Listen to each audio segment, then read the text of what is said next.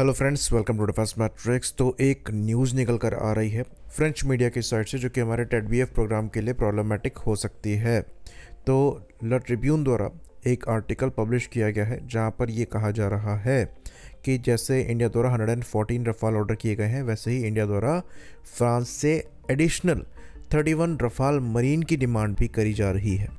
तो पहले ही हमारे द्वारा 26 रफाल मरीन ऑर्डर किए जा चुके हैं और इन 31 एयरक्राफ्ट के साथ जो टोटल एयरक्राफ्ट का नंबर है ये इजीली 57 पहुंचेगा, जो कि एक्चुअल में MRCBF कंपटीशन की इनिशियल रिक्वायरमेंट। तो ये बात लोग भूल जाते हैं, लेकिन हम यहाँ पर रिमाइंड करा दें कि जो MRCBF कंपटीशन हुआ था जिसमें FA-18 और रफाल के बीच में एक एयरक्राफ्ट को चूज करना था, उसकी ओरिजिनल रिक्वायरमेंट 57 एयरक्राफ्ट की थी, लेकिन अल्टीमेटली 26 रफाल ही परचेज किए गए।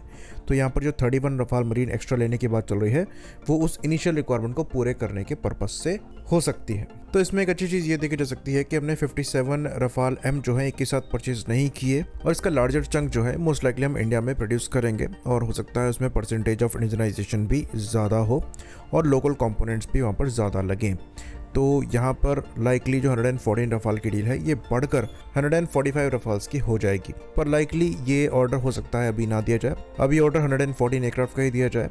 तो एयरफोर्स और नेवल रफाल के बीच में ज़्यादा डिफरेंस नहीं है, 10% का ही डिफरेंस है। लाइकली ये रफाल्स भी हम इंडिया प्रोडक्शन लाइन से प्रोड्यूस करने में सक्षम होंगे, और हो सकता है जब इंडिया से ये रफाल प्रोड्यूस होना स्टार्ट हो तब नेवी द्वारा इनके ऑर्डर्स दिए जाए। अब यहाँ पर सवाल ये उठता है कि रफाल को लेकर हम इतना एग्रेसिवली आगे बढ़ रहे हैं तो क्या टेड प्रोग्राम खत्म है? तो ऑफिशियली अगर बात करें तो नेवी ने टॉप लेवल से कमिटमेंट शोकेस किया है और बताया है कि वो पूरी तरीके से ऑन बोर्ड है टेड प्रोग्राम को लेकर।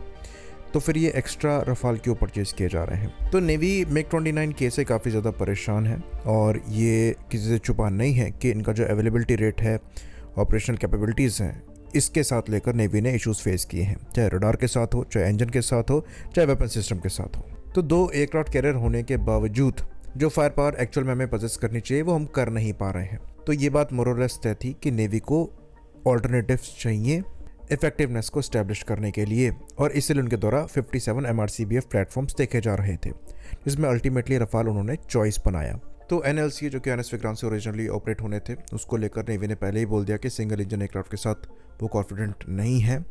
तो फिर उसके बाद टेड का प्रोग्राम सामने आया और अब रफाल के ही नंबर बढ़ाए जा रहे हैं, तो टेड का क्या? तो बीच में आर्टिकल्स आए थे जहाँ पर कहा जा रहा था कि नेवी की टेड को लेकर रिक्वायरमेंट अराउंड 150 प्लेटफॉर्म्स की है, जिसको रिड्यूस करके 100 से 135 किया जा रहा है। तो ये प्लेटफॉर्म्स यूज़ कहाँ से होंगे? तो जैसे जैसे इंडिया की इकोनॉमी ग्रो कर रही है, वैसे वैसे इंडिया की नेवल पावर में भी ग्रोथ दिखाई देगी, और हमारे रक्षा मंत्री ने इवन यहाँ तक कहा हुआ है कि इंडिया 5-6 और एयरक्राफ्ट कैरियर बनाएगा। वहीं पर विक्रांत का जो फॉलो ऑन ऑर्डर है ये बहुत जल्द दिया जा सकता है, नेवी इसको लेकर पुश कर रही है। तो ये चीज़ हम भूल जाते हैं कि जो अभी हमारे पास MiG-29 के नंबर्स हैं वो रिक्वायरमेंट से बहुत कम है। एक एयरक्राफ्ट कैरियर में आपके 36 एयरक्राफ्ट एक बार में आ सकते हैं, लेकिन उसके लिए आपको खाली 36 ही एयरक्राफ्ट चाहिए ऐसा नहीं है।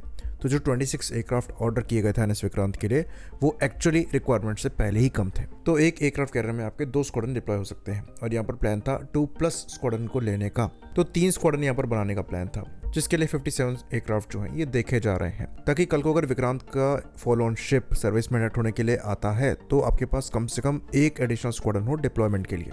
तो रक्षा मंत्री द्वारा एडिशनल 5-6 एयरक्राफ्ट कैरियर की बात कही गई है। अगर हम 5 ही एयरक्राफ्ट कैरियर्स को लेकर चलें तो भी आपको उसके लिए एटलीस्ट 10 स्क्वाड्रन्स चाहिए। रफाल खाली 3 स्क्वाड्रन फॉर्म करेंगे, यानी कि 7 स्क्वाड्रन्स के लिए आपको टेड जैसे प्लेटफॉर्म्स की रिक्वायरमेंट है। तो इस कैलकुलेशन से भी आपको सीधे सीधे 126 एयरक्राफ्ट तो चाहिए ही चाहिए। फिर वहाँ पर अगर आप 6 एयरक्राफ्ट कैरियर पर आ जाएंगे, जैसे कि रक्षा मंत्री द्वारा कहा गया है, तो 2 एडिशनल स्क्वाड्रन्स आप ऐड कर लीजिए, यानी कि 162 टेड की रिक्वायरमेंट आपके सामने रहेगी।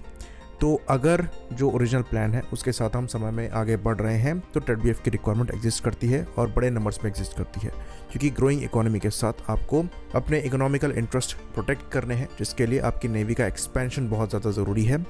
चाइना द्वारा ये किया जा रहा है तो हमारे द्वारा भी ये किया जाना ज़रूरी है, और इसलिए यहाँ पर एडिशनल एयरक्राफ्ट कैरियर्स की डिमांड समझी जा रही है, और यहाँ पर नंबर्स फाइटर प्लेटफॉर्म्स के भी बढ़ेंगे, और नेवी इसलिए टेड को लेकर कमिटेड है। बाद में प्लान चेंज होता है तो बात अलग है, पर अभी तक यही प्लान लेकर हम आगे चल रहे हैं, क्योंकि ऑफिशियली ये चीज़ें कोट करी गई हैं। बाकी बात करें NS विक्रमादित्य की, तो NS विक्रमादित्य की लिफ्ट में रफाल फिलहाल फिट नहीं होता है, तो उस पर ये लैंड तो कर जाएगा और वहाँ से टेक ऑफ भी कर लेगा, पर हैंगर्स में नहीं आ पाएगा।